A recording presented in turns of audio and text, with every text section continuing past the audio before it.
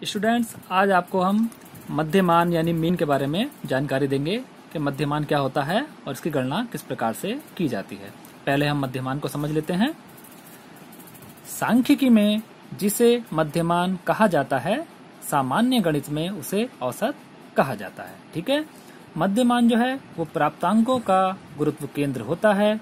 मध्यमान वह प्राप्तांक है जो समस्त प्राप्तांकों के योग को प्राप्तांकों की संख्या से भाग देने पर प्राप्त होता है। इसको हम एक उदाहरण के द्वारा समझ सकते हैं।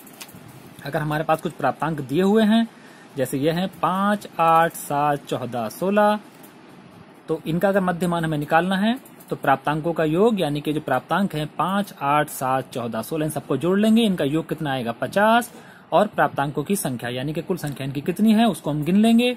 1, 2, 3, 4, 5, ये हुई 5। तो अतः मध्यमान क्या हुआ, प्राप्तांकों का योग अपॉन प्राप्तांकों की संख्या। योग कितना था 50 और संख्या कितनी 5। जब हम 5 से 50 को भाग करेंगे तो आंसर आएगा हमारा 10, यानी कि मध्यमान हुआ 10। अब जैसे मैंने ऊपर बताया था कि मध्यमान प्राप्तांकों का गुरुत्व केंद्र होता है। कैसे होता है गुरुत्व केंद्र, इसको समझ लेंगे।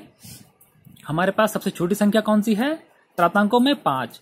5 और 10 का अंतर कितना हुआ 5। सबसे बड़ी संख्या क्या है 16। 16 और 10 का अंतर कितना हुआ 6। तो लगभग अंतर दोनों तरफ बराबर होता है, यानी कि मध्यमान बीच में केंद्रित होता है। इसी कारण मध्यमान को प्राप्तांकों का गुरुत्व केंद्र कहा जाता है। अब मध्यमान की गणना कैसे करते हैं।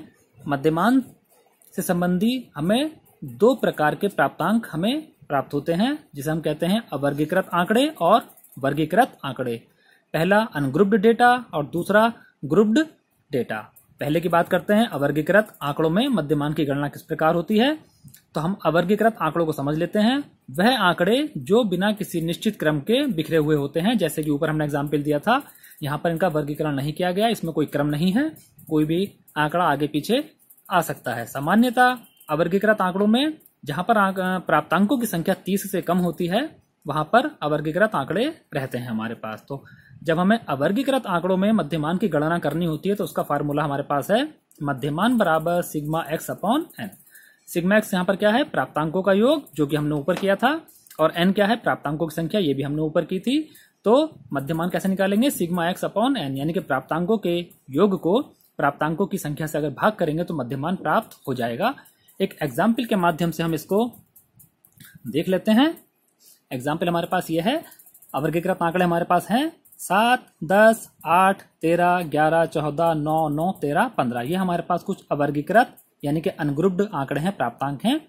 तो अगर हमें इनका मध्यमान निकालना है तो हम कैसे निकालेंगे, सबसे पहले हम सिग्मा एक्स निकालेंगे। सिग्मा एक्स यानी कि हम इन सारे प्राप्तांकों को जोड़ लेंगे, 7 + 10 + 8 प्लस, इस तरह से हम सारे आंकड़ों को जोड़ लेंगे। अगर हम जोड़ करते हैं तो आता है हमारे पास 109। ठीक है, अब हम इनकी संख्या देख लें कितने आंकड़े हैं ये। 1, 2, 3, 4, 5, 6, 7, 8, 9, 10, यानी कि n बराबर 10, यानी कि संख्या जो हुई इनकी 10 हो गई और इनका योग कितना हुआ 109। इसलिए मध्यमान m बराबर क्या है हमारा formula, sigma x upon n, यानी कि 109/10। जब हम 109 को 10 से भाग करेंगे तो हमें क्या प्राप्त होगा 10.9 प्राप्तांक प्राप्त होगा। तो ये 10.9 जो हुआ ये इस अनग्रुप्ड डेटा का मध्यमान हुआ। तो यहां तक आप लोगों को समझ में आ गया होगा। इसके बाद बताएंगे वर्गीकृत आंकड़े, उसके लिए मैं एक दूसरा वीडियो तैयार करूंगा।